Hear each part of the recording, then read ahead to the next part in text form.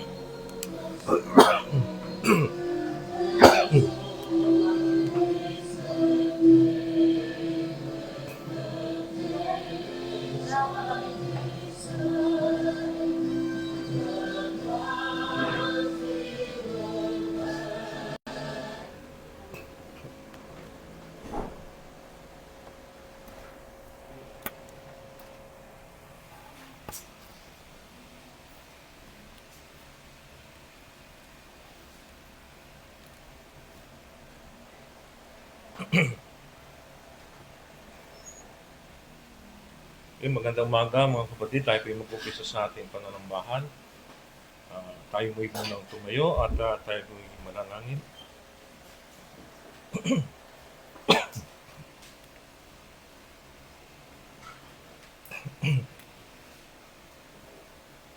Aming Diyos na banal, katastasan sa lahat, muli, Panginoon Diyos, kami po'y nagpapasalamat sa inyo sa umaga pong ito, Panginoon.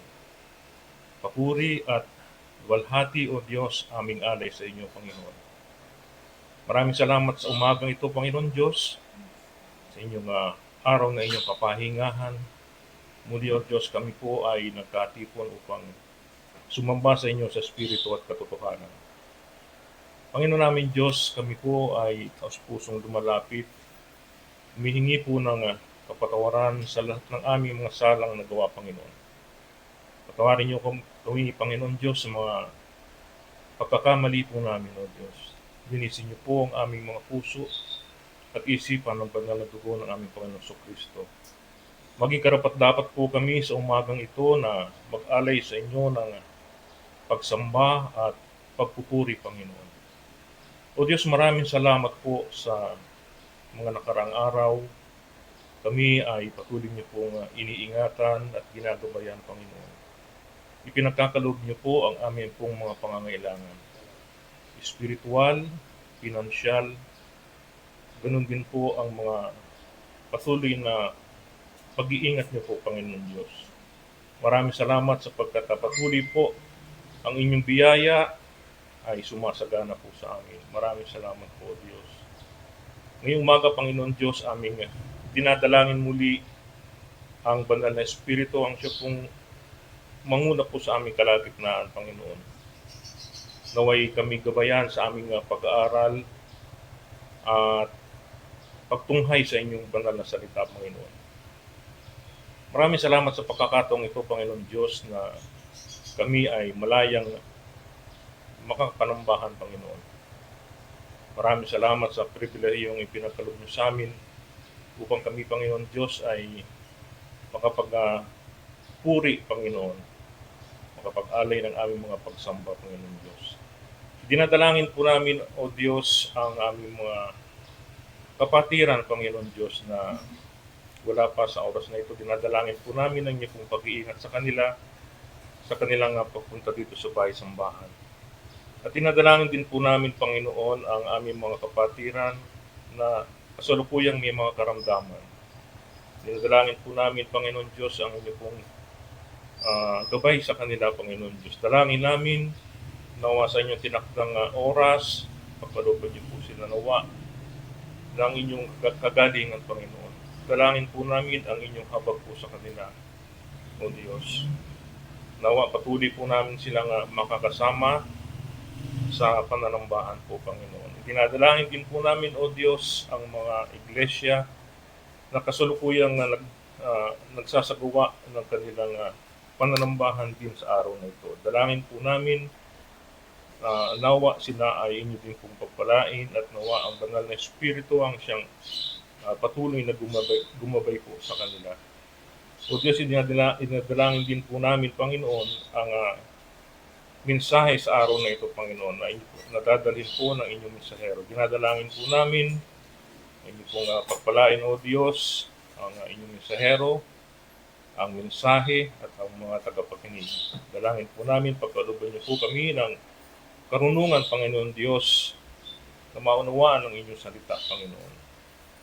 Dinadalangin din po namin, O Diyos, ang gaganapin na Bible Conference sa June 12, Panginoon Diyos. Dinadalangin namin ng Panginoon, pagkalooban yung bawat isa ng pagnanais na makasama upang sa ganoon mas lumago kami, Panginoon Diyos, sa pag-aral po ng inyong salita at makasama namin ang iba naming mga kapatiran sa iba-ibang iglesia, Panginoon.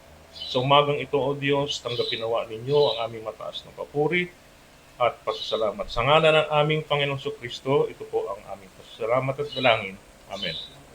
Ako po ng bawat isa, tayo po umawit. Buksan niyo po ang inyong mga songbook sa song number 8, To God be the glory.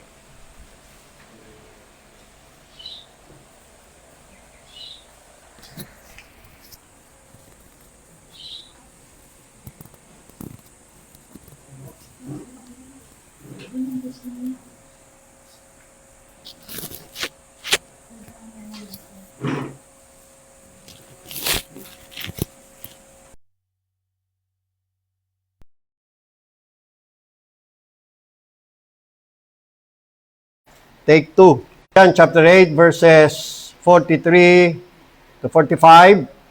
At ang pamagat ng ating pong pag-aaralan ay The Rejection of Truth, a Mark of the Unregenerate. Now, ito pong mensahe ito, mga kapatid, ay talagang napakamataimtim at very searching po solemn and searching na truth. Nakita po natin sa ating pong pag-aaral sa nakalipas na mga linggo na ang mga tunay na mananampalataya, meron silang pag-ibig sa katotohanan. Ang mga tunay na mga tagasunod o Kristiyano o mga alagad ni Hesukristo ay sila'y nagpapatuloy sa kanyang salita. Pag ang isang tao ay sumampalataya kay Kristo, dapat magpapatuloy siya sa kanyang mga aral, sa kanyang mga salita o sa katotohanan. Ngayon, ito po yung kabilang side ng katotohanan. Papaano po yung mga tao, matapos silang sumampalataya, sabi nila, sumampalataya daw sila. Sabi nila, tinanggap nila ang Panginoon Kristo. Pero po, tumatanggi po o kaya nagtatakwil sa katotohanan. Anong masasabi ho ng Biblia ho doon? Anong paliwanag po doon ng ating Panginoon Kristo? Bakit po napakarami ay nakakapakinig naman ng the same gospel? Nakapakinig naman ng the same message? Naupo sa parehong preaching, pero umaalis na hindi nagbabago. Walang pagbabago. Ang iba pa nga, umaangal, sumasalungat sa katotohanan. Ngayon, ang ating pong Panginoong Jesus mismo ang sumagot. Ano sagot niya? Because I tell you the truth, you believe me not. You see? Yun po sabi ho niya dito sa verse 45. Because I tell you the truth, you believe me not. Yan po ang ating pagbubulay-bulayan po ngayon pong umaga. Apat na mahalagang bagay po ang ating makikita po rito. Una, yung katotohanan, the fact that some do not receive the truth. Pangalawa, ay yung pong manifestation or the root na ang ugat kung bakit they refuse to believe the truth ay dahil sa a different spiritual nature. At pangatlo, yung manifestation. Makikita po yung manifestation why they refuse the truth or paano nila pinakikita na ayaw nilang maniwala at itinatakwil nila ang katotohanan. At pangapat, titingnan po natin yung kadahilanan. Bakit nila ayaw tanggapin at paniwalaan ang katotohanan? Alright, pisahan po natin. Yung truth, the fact. Some do not receive the truth. Actually, they hear eh. Nakikinig naman eh. Ang problema, they don't understand. They don't understand. Look at in verse 4 o verse 44. Sabi po dito ni Jesus Christ, John 8:43, John 8:43, why do ye not understand my speech? Even because ye cannot hear. Now, hindi ho lahat na nakakapakinig, nakakaunawa. Napapakinggan naman eh. Ang problema, hindi nila naintindihan. Hindi nila naunawaan.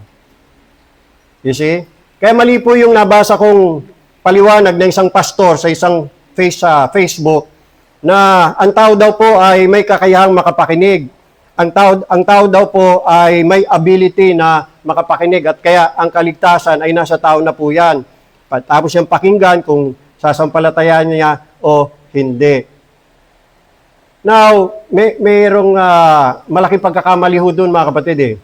Hindi naman natin tinuturo. Hindi naman natin sinasabi na ang tao ay walang kakayahang makadinig. Hindi naman lahat ng tao bingi. Diba? O kayo, sino ho dito hindi nakakarinig sa akin? Lahat naman kayo nakakarinig, di ba? O. Pag ako pumunta dyan sa labas, sumigaw ako dyan, marinig nila ako eh.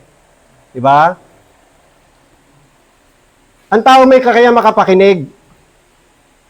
Kaya lang, hindi lahat ng nakakapakinig nakakaintindi.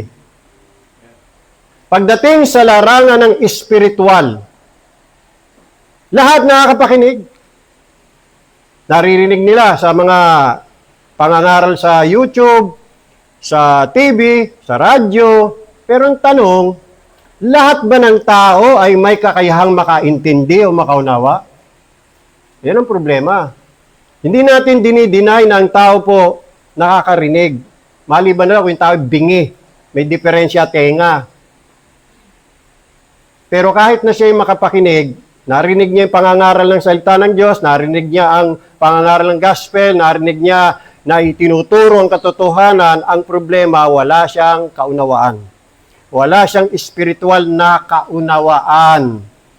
Kaya pagdating sa larangang espiritual, ang sinasabi natin, ang tao po ay walang kakayahang makaintindi o makaunawa. Maliban na lang, nabigyan siya ng Diyos ng kaunawaang espiritual.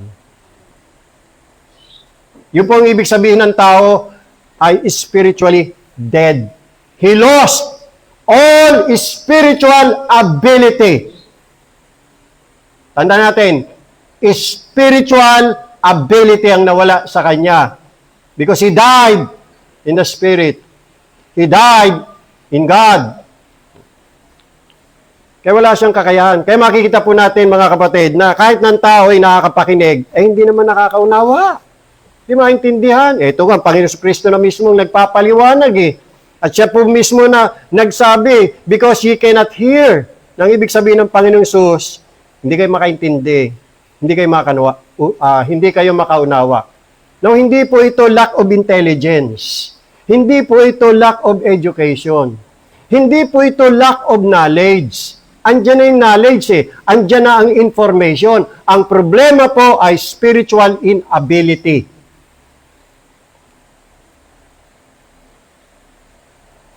Hindi po maintindihan, hindi po maunawan. Yan. Pangalawa, makita po natin na ang katotohanan sa kanila ay hindi neutral.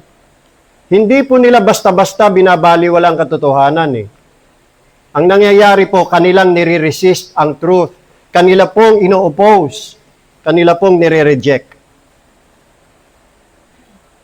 Pangatlo, ito po yung shocking reality na dapat nating malaman, maintindihan. Sabi ni Jesus Christ in verse 45, "Because I tell you the truth, ye believe me not."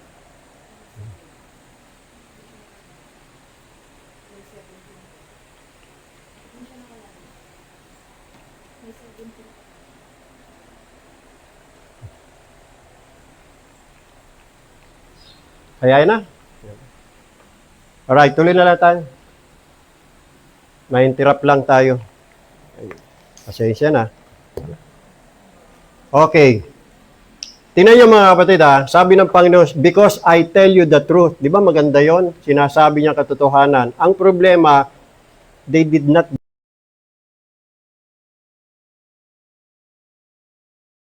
gosh, yung truth. Kita niyo huya. That is the shocking. Dalawang lalaki ang nakarinig ng isang sermon, ang isa ay nadurog, na ipagpakumbaba, na ilapit kay Kristo, samantala ang isa naman ay nairita, nagalit, na-offend, naging defensive. Parehong katotohanan ang napakinggan, pero magkaiba ang response. Bakit? Sapagkat ang pagkakaiba ay wala sa mensahe. Nasaan? Nasa puso. Yun ang may problema, yung puso ng tao. Yung isa, nabago yung puso. Yung isa, nanatiling matigas. Untouched, unaffected, unchanged, unregenerate. See? Now, what is the root? Tingnan po natin, the root. Saan nakaugat yan? Bakit may pagkakaiba? Because of different spiritual nature. Ito po yung diagnosis mismo ni Jesus Christ patungkol sa kanila. Verse 44. Ano sabi ni Jesus Christ? "Ye are of your father the devil." You see that? Hindi po ako may sabi niya na si Jesus Christ. Sabi niya sa Tagalog, "Kayo'y sa inyong amang diablo." Now, sino po ang pinagsasabihan dito ni Jesus Christ? Sino po yung kausap niya rito? Yung mga sumampalataya kay Jesus Christ. Dito po sa talatang 31, verse 31. Tingnan po sabi, "Then said Jesus to those Jews who believed on Him." Kita nyo? Kaya hindi yung lahat ng sumasampalataya, totoo. O ngayon, naintindihan na ba natin? Hindi ko mo sumampalataya kay Kristo, save na yun. Hindi ko mo sumampalataya sa Panginoong Hesus, Kristiyano na yun. Ayan na, napakaliwanag. Ano tawag sa kanila? Silang mga sumampalataya sa Kanya, kayo'y sa inyong amang diablo. Ha? Hindi pala saved to. Kaya mga nagtuturo dyan na yun, mga peking sovereign grace doon sa Mindanao, basta lang daw sumampalatay kay Jesus Christ, saved na daw yun.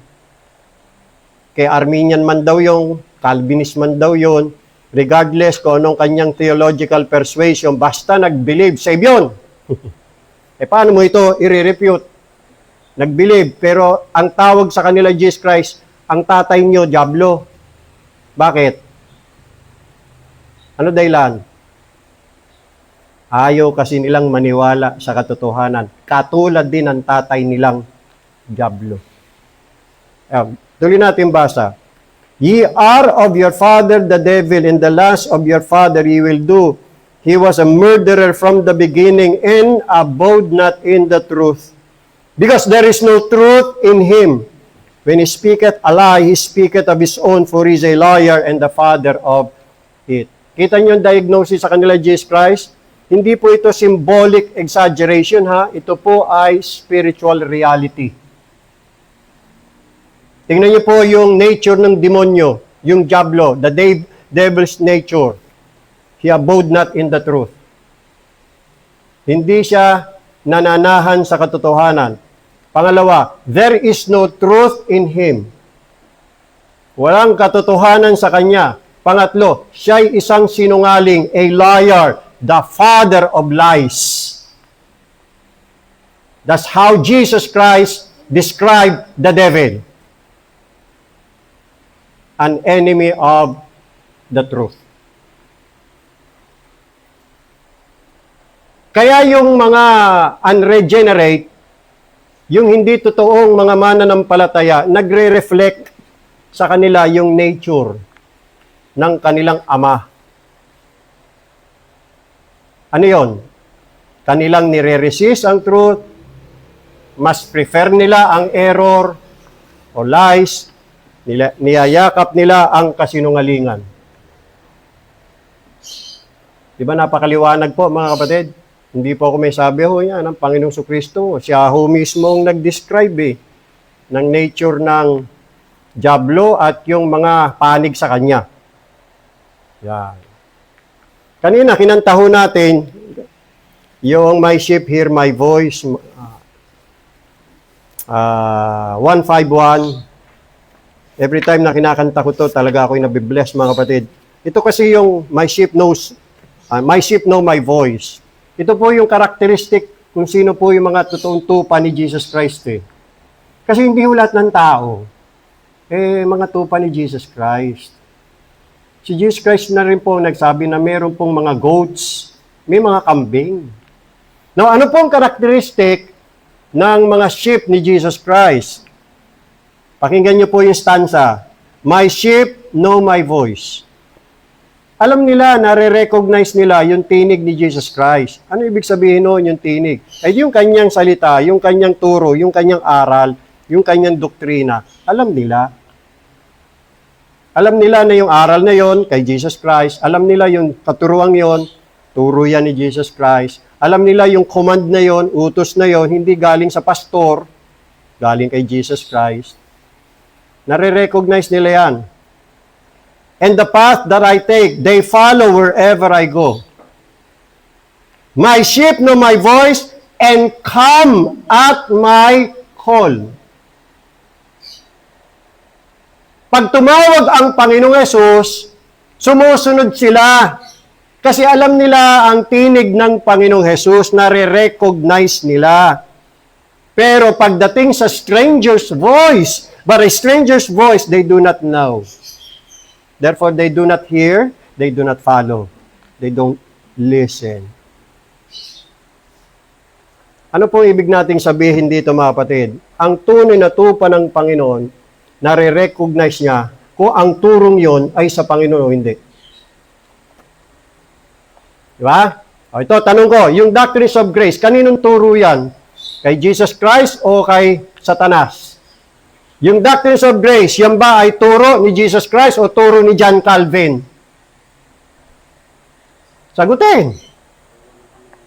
Turo ng Panginoon yan Kaya, hindi po ako conforme talaga mga kapatid sa Calvinism. I don't like that term, Calvinism. Kasi po ako'y naniniwala na yung 5 points of Calvinism na sinasabi na tinatawag na turo po yun ni Jesus Christ. Turo ho yun ng mga apostol Pinasikat lang ho yan Actually, hindi naman pinasikat ni John Calvin yan Basta sumulat lang siya ng libro, ng katuruan, ng mga aral, binanggit niya yung election, predestination. Hindi naman siya nag-systematize niyan Yung tulip, TULIP, hindi. Yung Synod of Dort ang nag-systematize niyan. Hindi si John Calvin. So, ibig lang natin sabihin mga kapatid, hindi po si John Calvin ang origin ng pinaniwala nating doctrines of grace, kundi si Jesus Christ. Ngayon, pag itinuro yan sa mga tupa niya, marirecognize ba nila o hindi? Bakit yung iba hindi nare-recognize? Kinakalaban nila, sabi kay John Calvin yan. O, paano ngayon yun? O, di ba? Sabi ko, and come at my call, my sheep know my voice, but a stranger's voice they do not know. They don't recognize the voice of stranger, but they do recognize the voice of Jesus Christ. So I do believe, if you are a true Christ sheep, you'll be able to recognize if that teaching is from Christ or from some other else. You see? Kung tutunto pa, ha? Nakita nyo? Now, pangalawa mga kapatid, yung sinasabi ho natin, yung root, yung connection to other scriptures. So 1 Corinthians chapter 2 verse 14, punta tayo sa 1 Corinthians chapter 2 verse 14.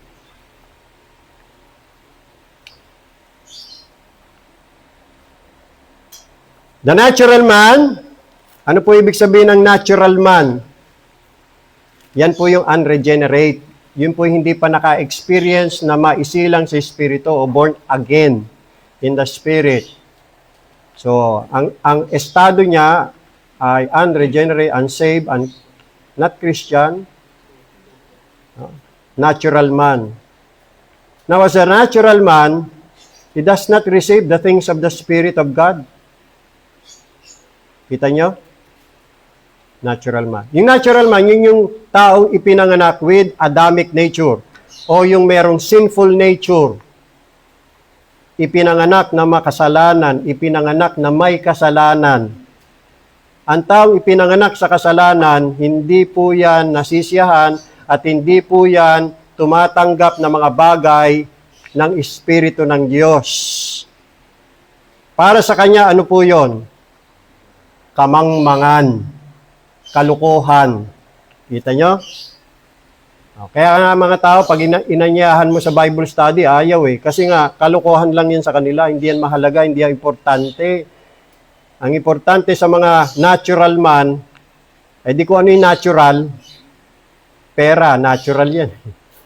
Kalayawan ng sanlibutan, kasiyahan. Yan, puro mga kasiyahan ang hanap eh. Pero yung mga bagay ukol sa Espiritu ng Diyos, o mga bagay ukol sa Diyos, wala silang interest dyan. Ganun po yun. Kahit ano pilit mo dyan, maliban na lang na sila ay ipanganak sa Espiritu. Malibang sila'y baguhin ng Diyos. Saka lang sila magkakaroon ng interest sa mga bagay na makalangit at spiritual. Ngayon, ang natural man, dahil nga natural man, pwede rin siyang merong natural faith. May mga tao din naman na in their natural state, kumikilala din naman kay Jesus Christ. Naniniwala sila na si Jesus Christ nga ang Son of God, si Jesus Christ nga ang kanilang Lord and Savior.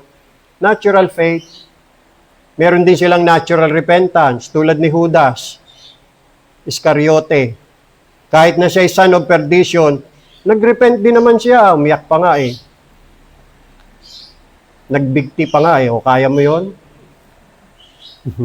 Sa sobrang pagsisisi niya, napatay niya sarili niya, pinatay niya. O, repentance o yun. Kaya lang, natural repentance. Hindi humantong sa kanyang salvation. Meron din silang mga natural paglapit sa Panginoon, paglapit sa Diyos. Nananalangin sila. Pero lahat yan natural. Hindi ho yan product ng supernatural. Sa madaling salita, in other words mga kapatid, hindi nila naranasang may panganak sa Espiritu. At hindi po yan yung mga ginagawa nila na mga gawaing panrelihiyon ay bunga ng Espiritu. Bunga pa rin yan ng laman. Natural man. Now, the natural man receiveth not the things of the Spirit of God, for their foolishness unto them. Neither can he know them. Kasi hindi naintindihan, hindi nauunawaan. Bakit? Sapagkat yan ay naunawaan sa Espiritu. Kung natural man, wala siya sa Espiritu. By the way, ang kabaliktaran ng natural man ay spiritual man. Yung spiritual man, yun po yung taong nakaranas na ma-born of the Spirit. New birth, regeneration. Kaya pag ang tao na born of the Spirit, hindi na siya natural man, spiritual man na siya. At yan ang dahilan kung bakit tatanggapin niya ang mga things of the Spirit of God. You see? Tanong, yung bang doctrines of grace, kabilang po ba yan sa the things of the Spirit of God? Yung po bang doctrines of grace, Katuruan din po ba yan ng Holy Spirit?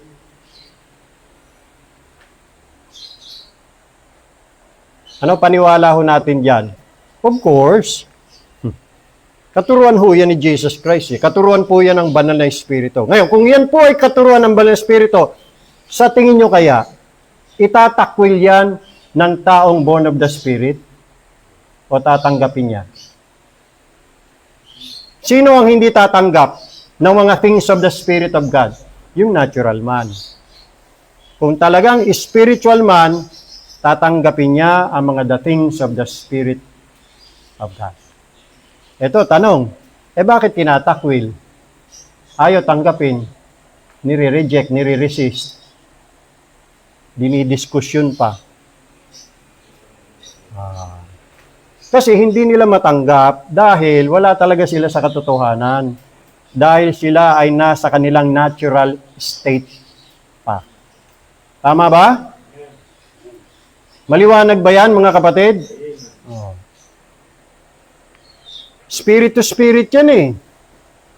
Maintindihan lang yan sa pamagitan din ng spirito. Pero pag ang tao wala pa sa spirito, nasa kanyang natural state pa, meaning in a sinful state, talagang hindi niya maintindihan niya. Kahit ano gawin mo dyan, kahit anong paliwanag, kahit na gaano man kalinaw ang paliwanag, kahit sabi nga nila, kahit saksak mo pa sa baga nila, talaga hindi nila tatanggapin yan. Ire-reject at ire-reject lang nila yan.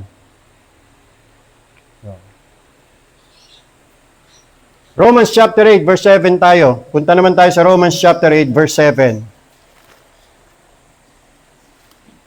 In Romans chapter 8 verse 7, ito po ang sabi, because the carnal mind, ano ibig sabihin ng carnal mind? Sa Tagalog, ang kaisipang puspos ng kasalanan. So parehas din po yan ng natural man. Ang natural man, meron siyang kaisipang puspos ng kasalanan. Karnal. Kaya ang mga inintindi niya, ang mga interest niya, puro karnal. Meaning things of this world lang, of the flesh, sa lamang ito. Sa mga bagay na spiritual, wala silang pagpapahalaga dyan, wala silang interest dyan. Alright, the carnal mind, tingnan nyo, is enmity against God. Ang tao palang natural man, na may carnal mind, ay laging kontra sa Diyos. Meron siyang pakikipag-alit o laban sa Diyos. Lagi siyang kontra sa Diyos eh. Ano pa? It is not subject to the law of God. Biro mo yan? Hindi pasasakop at pasasaklaw sa kautusan ng Diyos. Neither indeed can be. Antindi. Hindi maaari. Kontra kasi, dalawang magkakontrang prinsipyo, dalawang magkakontrang puwersa, hindi po magkakasundo po yan. Parang tubig at langis, parang ilaw at dilim. Hindi pwedeng pagsamahin at imposibleng pagsamahin. Magkakontra nga eh. Kaya yung natural man, kontra yan sa spiritual man. Ang spiritual man, kontra yan sa natural man. Yung flesh, kontra yan sa spirit, at ang spirit ay kontra sa flesh. Hindi mo mapipili talaga. Kahit ano gawin mo. Hindi mapipili. Kontra. See? So, anong nakita nating doctrinal truth po dito, mga kapatid? Na ang rejection of truth is not merely intellectual, it is more moral and spiritual, rooted in the unrenewed nature. Rooted in the unregenerate state. So nasagot na natin yung tanong, why there are people who refuse the truth? And the answer is because of their unrenewed nature. Sapagkat hindi sila nakaranas ng kapanganakang muli. Hindi dahil sa mali yung katotohanan, o mali yung aral, o mali yung mensahe. Tama ho eh. Kaya po nire-reject, kaya po nire-refuse because of their unrenewed nature. Yan lang naman ang paliwanag dyan, wala nang iba.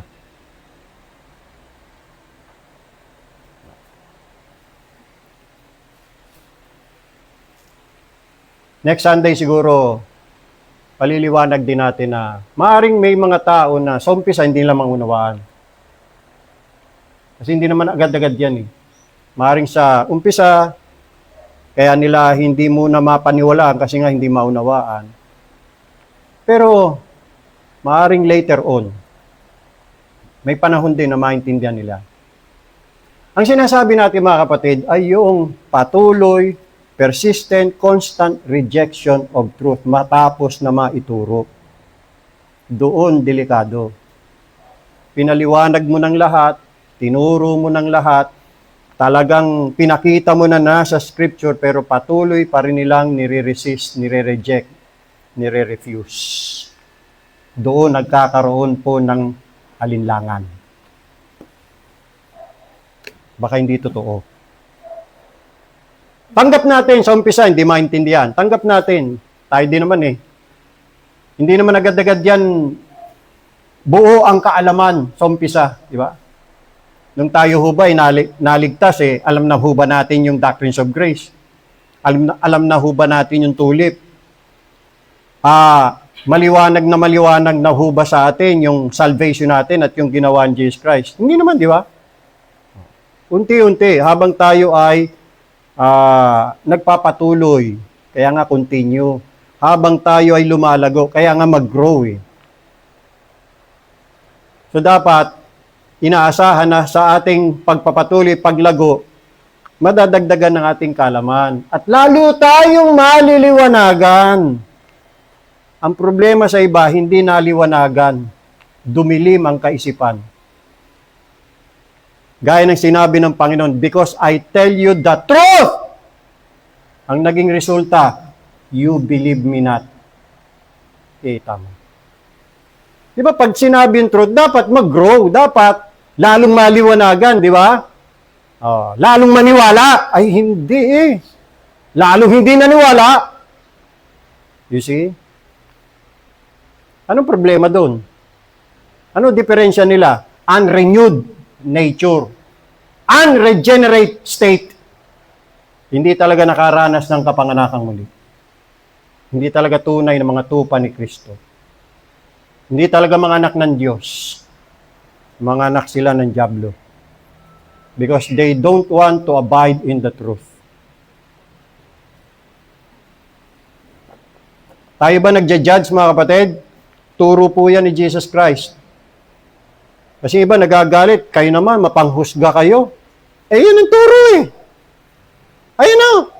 Siya mismo nagsabi, "You are of your father, the devil." Pag nire-refuse mo truth nyo, tanungin mo sarili mo kung ikaw nga ba'y sa Diyos o sa Diablo. Diba? Pagka truth na ho yan mga kapatid, ba hindi na natin kailangan. Huwag na tayong makipag-argumento pa, huwag na tayong makipagtalo pa. Kaya nga dapat maging palaging bata tayo eh. Ang problema sa matanda, madami ng alam. Kaya ayaw na maniwala. Dapat lagi tayo may attitude na bata. Natuturuan pa. Willing pang magpaturo. Pangatlo, yung manifestation nito mga kapatid. How rejection appears. Open opposition. Unang-una, open opposition. Ang ilan, they argue against the truth, nakipagtalo, inaatake ang aral, ang katuruan, nire-resist ang correction, ayaw magpatama, ayaw magpatuwid. Meron pang mga pastor, tawag nila sa doctrines of grace, doctrine of the devil. Ang titindi ng mga napanood ko doon sa Facebook, banat aga, Calvinism, doctrine of the devil, those are the doctrine of Satan. Ngingisay-ngisay pang gano'n. Galit na galit. Ganun ang ganun sa pulpito. Galit na galit. Ang nasa isip ko, pinag-aralan ba niya? bago niya banatan, bago niya atakihin yung aral, pinag-aralan ba niya? Ngayon kung pinag-aralan, paano pag-aaral ginawa niya? Baka basa-basa lang. Di mo na inintindi. Yan ang problema sa ibang mga pastor Banat agad ng banat. Katulad ginawa sa akin, yung pastor doon sa Mindanao, banat agad ng banat Hindi mo na ako kinausap, di mo na ako tinanong. Kung ano paliwanag ko doon, kung ano posisyon ko doon, bakit ko sinabing gano'n. Di ba? Dapat gano'n Babanat agad. Tayo, alam natin sinasabi natin. Pag sinabi natin ng Arminianism, yan talaga doktrin ng demonyo. Kaya natin panindigan yan. Hindi tayo basta rito, banat lang ng banat. Ako po bilang mangangaral, kaya kong patunayan ng Arminianism, doktrina talaga ng demonyo yan. Paano po? Kasi sa Bible naman talaga meron binanggit na doctrines of the devil Basahin natin, 1 Timothy chapter 4. Merong ganyan term, doctrine of the devil. 1 Timothy chapter 4 verse 1. Now the Spirit speaketh expressly. Sino nagsasalita ho rito? Spirit. Banal na Espiritu po nagsasalita rito. Now the Spirit speaketh expressly that in the latter time some shall depart from the faith. Yan ang true faith. Pero maraming magdi-depart. Giving heed to seducing spirits and doctrines of the devil. Tama? Biblical ba yon? Ay, nabasa naman natin Ngayon ang tanong. Example ng doctrines of the devil, ayan, speaking lies, in hypocrisy, having their conscience seared with a hot iron, forbidding to marry. Yun. Yung mga pare, mga madre, bawal sa kanilang mag-asawa Pinagbabawal. Wala ho sa Bible po yun. Forbidding to marry and commanding to abstain from meat.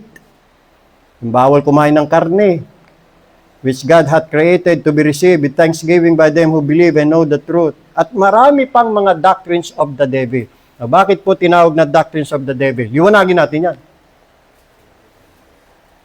Ano ba ibig sabihin ng doctrines of the devil? Number 1, ano bang characteristic ng devil? Ye are of your father, the devil. Ano characteristic ng devil? He does not abide in the truth. Ayaw niya sa truth. Ang gusto niya, error. Ang gusto niya, kasinungalingan. Kasi ama siya ng kasinungalingan. Therefore, ang anumang aral, anumang turo na hindi totoo, hindi tunay, doktrina ng demonyo yan. Kasi kasinungalingan yan Pagka kasinungalingan, ang turo, ang aral, hindi yan galing sa Diyos. Galing yan kay Satanas. Tanong, yung doctrines of grace ba galing sa Diyos o galing kay Satanas? Yung Arminianism, galing sa Diyos o galing kay Satanas? Mali yung Arminianism kahit saan mo tingnan Mantakin mo yung tinutuon, tao daw may kakayahan na lumapit kay Kristo, sumampalataya, magsisi sa sarili niyang kakayahan na hindi siya kailangan tulungan ng Banal na Espiritu? Maling-mali ho yun. Kaya maraming mga nagsasabing sila'y saved dahil sa ginawa nila. Doon sila nagre-rely sa naging desisyon nila, sa ginawa nila, sa paglapit nila. You see, napakaliwanag. Salvation by works po yan. Yan ang doktrina ng demonyo. Kasi ang tunay na aral, salvation by grace. Through faith. Yung pamaling aral, naligtas daw dahil sa pananampalataya. Na yung pananampalataya, yun daw yung ground, yun daw ang cause. Kaya naligtas. Wrong. Ang pananampalataya, instrument lamang yan. Yan ang means. Ang ground ng ating justification, ang ground kung bakit tayo naging righteous before God is because of Christ's righteousness. It is because of Christ's obedience. It is because of Christ's sacrificial death on the cross. That's the ground. Wala ho tayong parte dyan. Wala tayong nagawa. Wala, kahit katiting. Kung titingnan nyo mga kapatid, gahibla lang ang pagkakaiba, di ba? Kaya akalain ninyo, yung turo nila, parehas din naman. Hindi ho. Kung talagang meron tayong spiritual discernment, makikita nyo yung pagkakaiba eh. Dumaplis lang sa konting truth eh, pero lumayo din eh. Dumaplis lang, dumaan. Pero papalayo rin. Yun yung sa parable ng Panginoon, yung parable of the leaven, na libadurahan lang ng kaunting katotohanan eh. Kaya akala nila, totoo na. Nahawaan lang ng konti. Kala mo, Kristiyano na. Ayan. Kaya pag talagang hindi ka naturuan ng Espiritu ng Diyos, di mo ma-discern yung difference eh. Yung pagkakaiba ng tares sa wheat. Yung pagkakaiba ng sheep sa goat. Yung pagkakaiba ng Christian at almost Christian.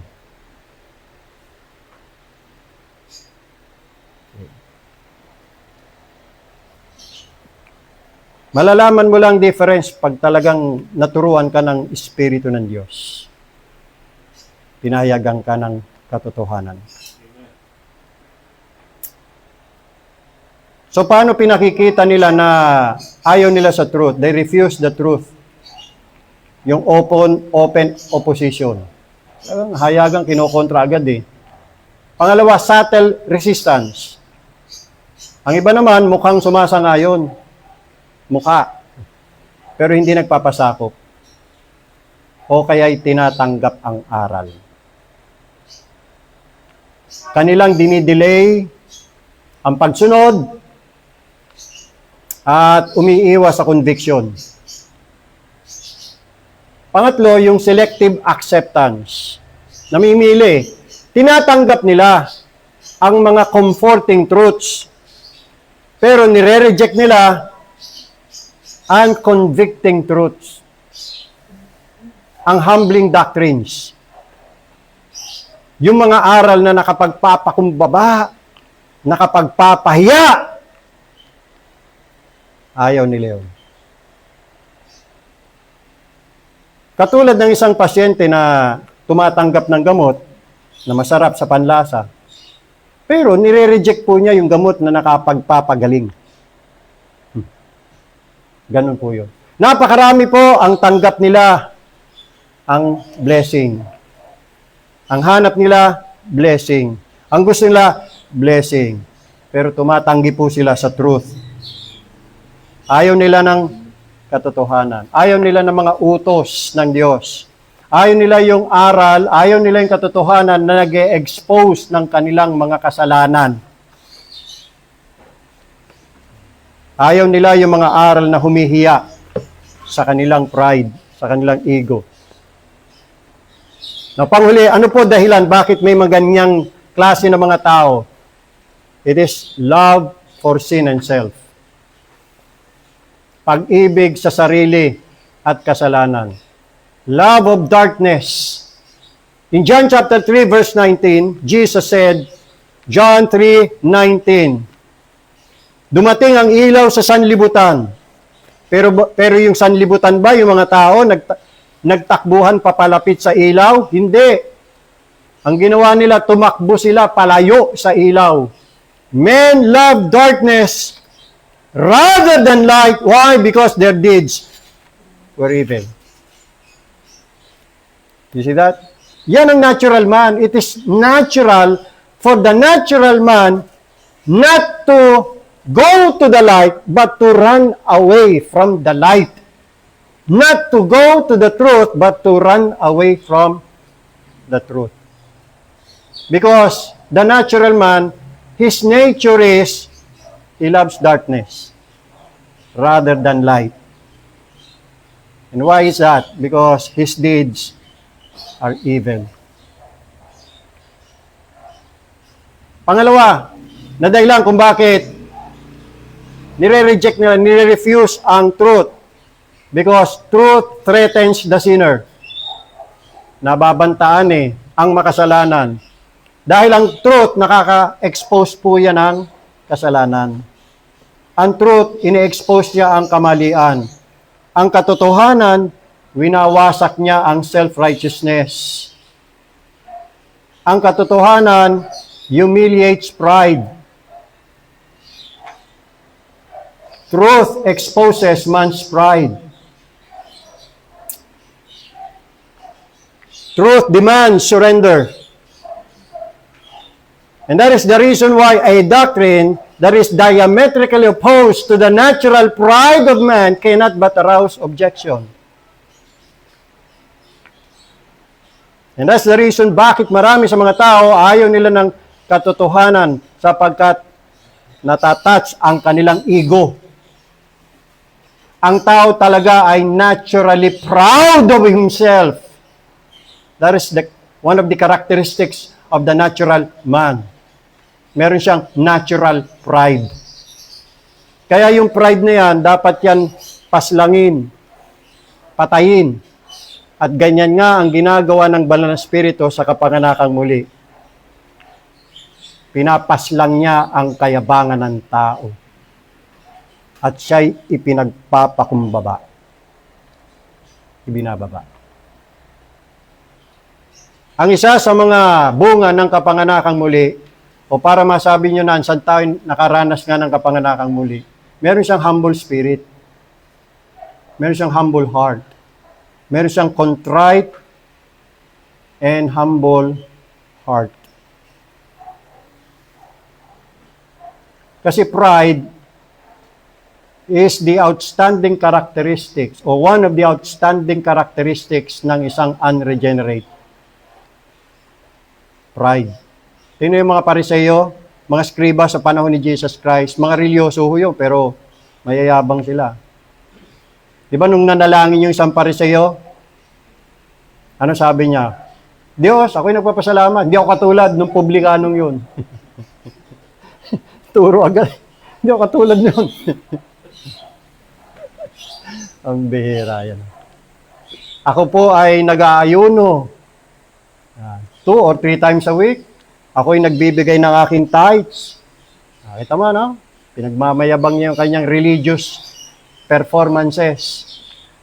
So, ang taong mayabang, dalawa ang avenue eh. Hinahamak niya ang kanyang kapwa, itinataas niya ang kanyang sarili. Ganun tao. Ang taong mayabang, hindi niya maiwasang hamakin ang kanyang kapwa. Kino-compare niya sarili niya sa kanyang kapwa. At wala siya nakikitang magaling kundi sarili niya. Yung kanyang kakayahan, yung kanyang magagawa. Kaya nga lagi natin tinuturo yung total depravity, mga kapatid. Importante yan. Mahalaga ituro yan. Parang tao hindi makapagmayabang. Pag naliwanagan yan, hindi yan magmamayabang sa harapan ng Diyos. Wala siyang magagawa. Amin niya, wala siyang magagawa. Kahiya-hiya siyang makasalanan. Yun ho yun, mga kapatid.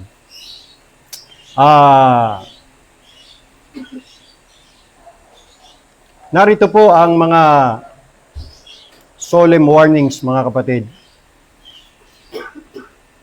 Sa ating pag-aaral, napaka mataimtim po ito at mapangsiyasat eh. Bakit po? Una, rejection of truth is a mark of being lost. I do believe with all my heart that rejection of truth is a mark of a person who has not yet been born of the Spirit. Kapag ang isang tao ay nakapakinig ng katotohanan, naunawaan niya ang katotohanan, pero itinatakwil pa rin niya ang katotohanan, hindi po ito maliit na bagay. Ito po ay ebidensya ng isang puso na hindi binago ng Diyos. That is an evidence of an unregenerate heart. Pangalawa, continued rejection leads to hardening.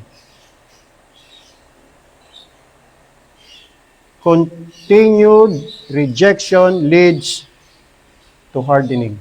Every time na ang isang tao ay nire-refuse niya, nire-reject niya ang truth, lalong tumitigas ang kanyang puso. Tandaan natin yan, mga kapatid. Pangatlo, danger of self-deception.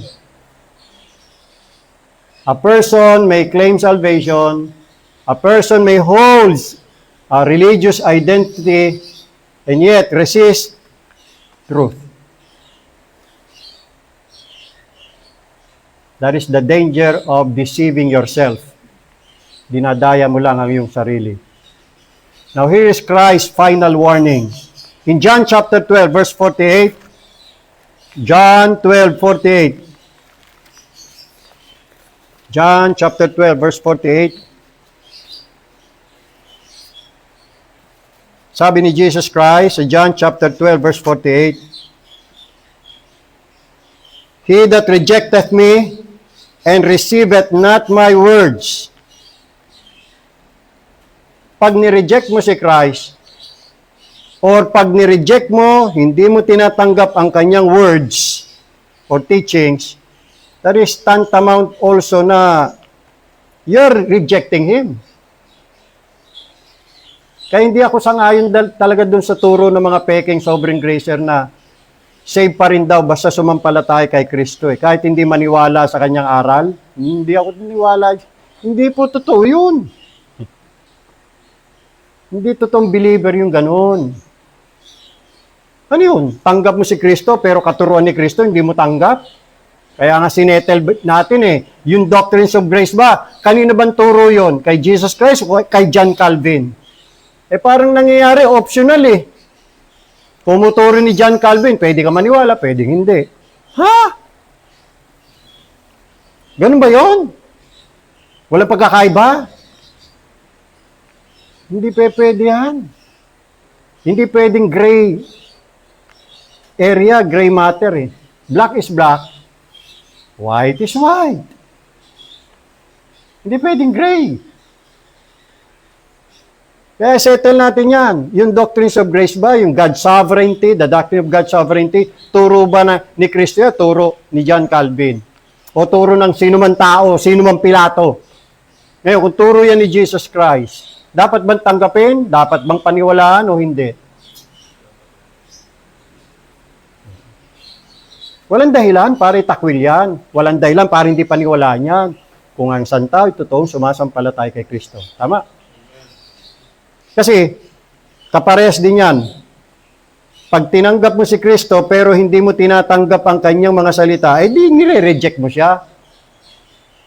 He that rejecteth me and receiveth not my words, at one that judgeth him, the word that I have spoken, the same shall judge him in the last day. The very truth rejected now will condemn you later. Remember that.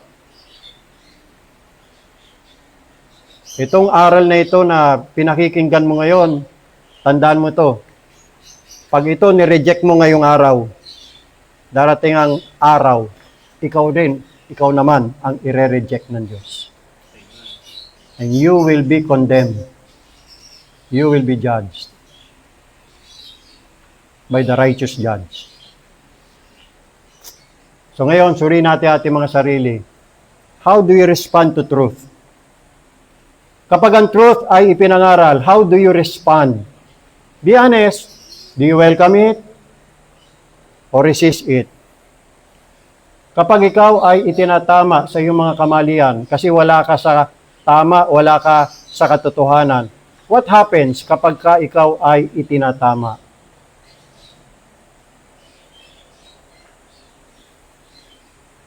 Kapag ikaw ay tinutuwid? Kapag ikaw ay kinokompronta ng salita ng Diyos, do you submit? Or do you defend yourself? Meron bang mga katotohanan? Meron bang mga aral na iniiwasan mo? Ina-avoid mo? Meron bang mga doktrina na you dislike it? Meron bang mga teachings na you reject? Do you love the truth? Or you only agree selectively? Namimili.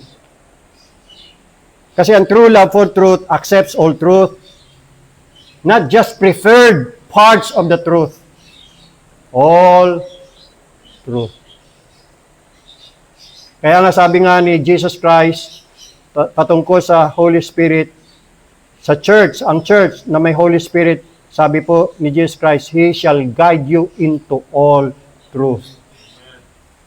Ang true church ng Panginoon Jesus na nandiyan, na pinananahanan ng banal na Espiritu, i-guide sila into all truth. Hindi partial or some, all truth. Nung si Pablo'y nangaral, sabi niya, I have declared unto you the whole counsel of God. Wala siya itinago, wala siya inilihim. Kaya ang totoong mangangaral ni Kristo, ang tapat na mangangaral ni Kristo, wala siya itinatago sa mga miyembro. Tinuturo niya lahat yan. Ma-offend na, kung sino ma-offend. Eh, yun ang truth eh. Yan naman talagang tao eh. Nagagalit sa truth. Ano magagawa mo doon? Kasi nga hindi sila sa Diyos. Pero kung totoong nasa Diyos, matutuwa po yun. Tatanggapin nila ng buong puso ang katotohanan. So, magsasalita ako ng prangkahan.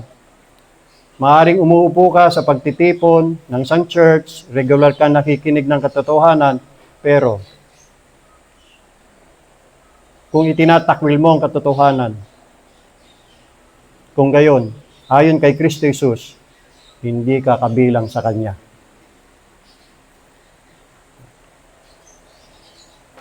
Do not comfort yourself with profession. Do not comfort yourself with knowledge, with past experience. Tanungin mo sarili mo, do I receive the truth or reject it? Kung nakikita mo sa sarili mo ay resistance, kung nakikita mo sa sarili mo ay opposition, indifference, then tumawag ka sa Panginoon. Panginoon, baguhin niyo po ang aking puso. Bigyan niyo po ako ng isang puso na tumatanggap ng iyong katotohanan. Huwag po akalain ng sino man na ang rejection ng truth ay isang maliit na bagay o kapintasan lamang.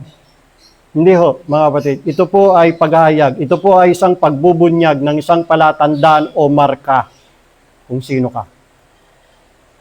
Kung ano ka.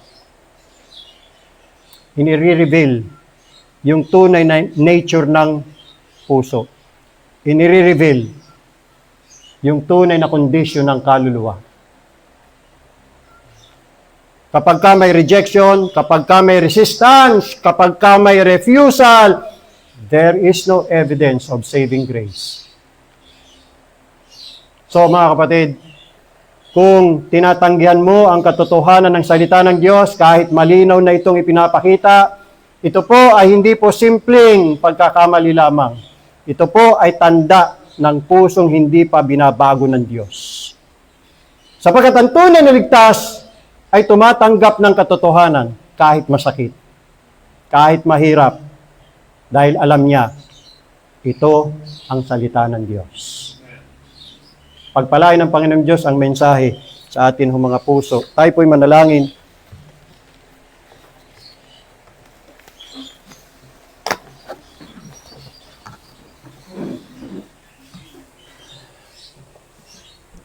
Dakilang Diyos, Ama na nasa langit, salamat sa iyong mga salita na ipinahayag sa amin. Salamat sa mga katotohanan ito. Panalangin namin, Panginoong Diyos, na ito'y magbunga, tumubo sa aming mga puso.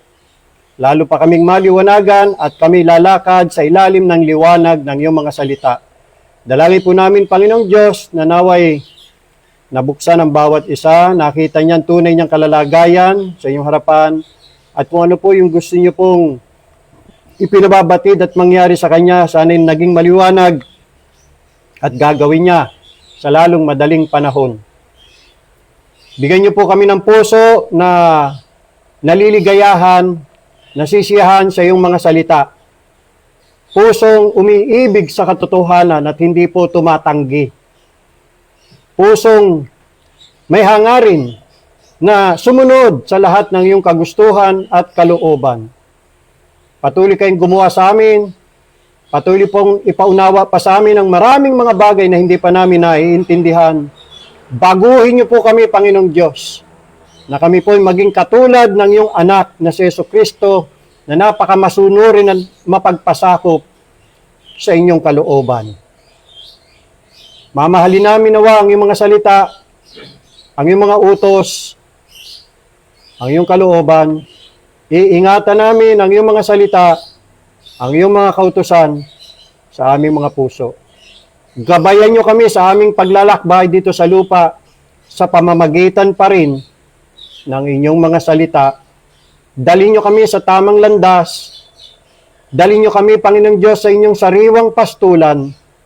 Mangyari palagi sa aming buhay ang mabuti niyong kalooban. Patawarin niyo kami sa mga kasalanan namin. Patawarin niyo kami sa katigasan ng aming mga puso. Tulungan niyo po kami, Panginoong Diyos, na palagi sumunod sa inyong kagustuhan sapagkat ang iyong kalooban ang siyang mabuti at tama para sa amin. Sa inyong mga kamay, nabilin po namin ang aming mga sarili at buhay. Ingatan niyo kami lagi, Panginoong Diyos.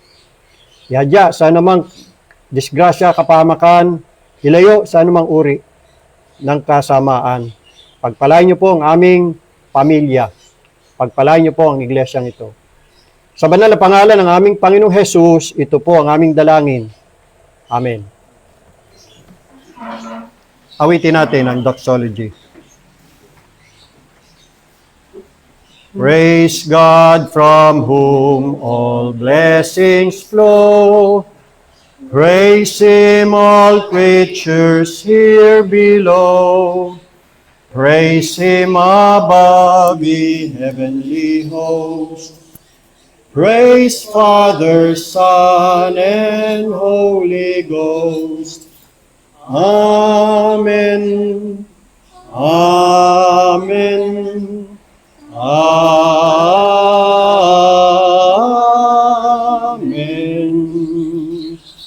Maupo muna ho, mga kapatid. Meron tayong ilang bigyan natin